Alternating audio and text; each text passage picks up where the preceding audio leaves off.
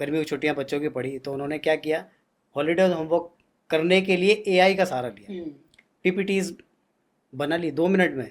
हमारे टाइम में तो खैर प्रोजेक्ट्स होते थे, हम पूरा इमेज बनाकर और टेक्स्ट लिखकर कुछ कुछ बनाते थे, पूरा स्क्रैप बुक ये वो सब हम करते थे। अभी पीपीटी में कन्वर्ट कर दिया है स्कूल्स ने, तो एआई का तुरंत उन्होंने बना लिया। मुझे ये लगता है कि एआई से हम बात तो कर सकते हैं, लेकिन क्या वो हमारे चेतना से जुड़े ऐसे निर्णय दे सकता है? क्या हम उस तरह का माइंड डेवलप कर पाएंगे? बच्चे अभी से उन्हें ये आदत लग गई है। बहुत सारे उदाहरण मेरे दिमाग में, 2-3 मैं आपको बताता हूँ कि जैसे स्विट्जरलैंड है तो वहाँ पर जो घड़ी बनाते हैं, तो उस परंपरा को जो जानते हैं, उनके घर में जब बच्चे का जन्म होता है तो 1 महीने अंधेरे में रखा जाता है। अच्छा, ठीक है। तो सेंसेस को जब कुछ वर्ल्ड से इंटरेक्शन नहीं होता है तो वो उसका कॉग्निशन इवॉल्व होना चाहता है, क्योंकि उसको कुछ दिख नहीं रहा है और उसको सरवाइव करना है, तो वो हम कहते हैं कि सिक्स सेंस जैसा चीज वो डेवलप कर रहा है। तो सेंसेस को जो है उसको जितना हम ट्रेन करते हैं या ब्रेन को, उतना हमें लाभ मिलता है। शरीर को आप जिम ले गए, उसको स्ट्रेस दिए, ट्रेनिंग दिए, तो शरीर उभर के आया। लेकिन छोटी छोटी चीजों में यदि, जैसे कैलकुलेटर आया तो हम पहाड़ा भूल गए, बिल्कुल भूल गए। ठीक है।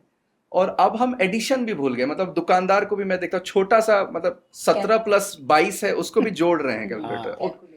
तो कैलकुलेटर तो होता क्या है कि जिस चीज का हम प्रैक्टिस में ब्रेन को नहीं रखेंगे, धीरे धीरे वो डीएनए में वो चीज लुप्त होती जाएगी अगली पीढ़ी में। तो जिसको सब चीज सर्वसुलभ हो जाए, जिसने किसी चीज के लिए मेहनत नहीं की है, इवॉल्व नहीं होगा वो। तो एक मीम आता है कि टीचर ने बच्चे का नाम पूछा और इंटरनेट खराब हो गया। अब वो चैट जीपीटी से अपना नाम पूछ रहा है, उसको नाम ये उतना यूज टू है। ठीक है। तो ब्रेन को जितना आप ट्रेन करोगे उतना डेवलप होगा।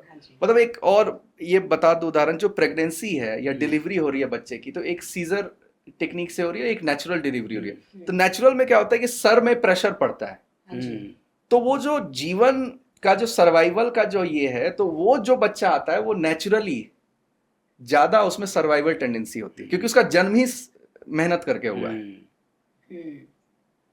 ठीक है। बड़े प्रोजेक्ट्स में कोलैबोरेटिव, जहां या बहुत ज्यादा रिपीटेटिव वर्क है, ज्यादा ब्रेन नहीं लगाना है, वहां पर आप यूज कर रहे हैं। लेकिन अगर हर चीज में यदि आप प्रयोग कर रहे हैं तो समहाउ आप मोरोनाइजेशन की तरफ जा रहे हैं, गधा बनना बेसिकली। ज्यादा एआई यूज करने से मुझे लगता है हमारी कलात्मक सोच भी खत्म हो जाएगी। बिल्कुल, वो तो पहले से भी कम थी, क्योंकि करियर ओरिएंटेड अगर हर चीज होगी तो आप पैसे से जोड़ करके चीजों को करते हैं, बट अगर कला के प्रति एक्चुअल प्रेम है तो आप इवॉल्व ज्यादा होते हैं, राइट। तो खोजी होना, सीकर होना, वो ज्यादा इंपॉर्टेंट है रेदर देन कि हम खुश हो जाए, हम तो तुरंत सॉल्व कर देते हैं चीजों को। और बड़े लेवल पे ये भी देखा जाता है, जो इंटरव्यू होती है बार्क और इसरो की, हमेशा वो प्रोसेस को चेक करते हैं कि बच्चा सोच कैसे रहा है, आंसर क्या है उससे इंपॉर्टेंट नहीं है। क्योंकि सोच कैसे रहा है वो निर्धारित करेगा कि वो साइंटिस्ट बन पाएगा कि नहीं बन पाएगा। कुछ बनाने में या कुछ करने में उसने लर्निंग स्टेज उसके पास रही या नहीं रही। जब मेरी इंटरव्यू बार्क की, मतलब मोर देन, मतलब 1 आवर की ऐसे इंटरव्यू हुई, तो उन्होंने मुझसे कहा कि तुम, उस समय की बात है, आज से आप समझ लो कि 10 साल पुरानी बात है, तो वो कह रहे थे कि तुम आसान को कॉम्प्लिकेटेड कर दे रहे हो। अच्छा। तो कॉम्प्लिकेटेड को कैसे डील कर पाओगे? सारे आंसर तुम्हारे सही हैं, लेकिन सीधे सीधे जो ऑब्वियस हैं तुम इतना घुमा के क्यों आंसर दे रहे हो? तो रियलाइज हुआ कि हम पढ़ाई ही ऐसे किए हैं, राइट।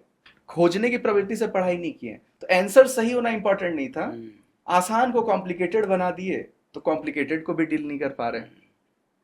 तो process is more important than the result.